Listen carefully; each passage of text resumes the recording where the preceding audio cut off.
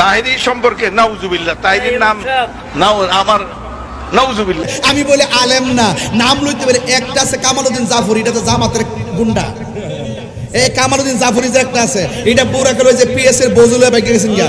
পত্রিকায় তো এখন আমার কাটি পেপার কাটিং আছে, এগুলা বড় বড় দাড়ি রেখেছে, ঘুমটা দিয়া দিয়া একবার প্রশ্ন দিছে তাহির হুজুর কিতা কইছে, আমার নামটা ভরতে যায় নাউজুবিল্লাহ মিন জালিক, নাউজুবিল্লাহ মিন জালিক। তাহিরির নাম আমি নিব?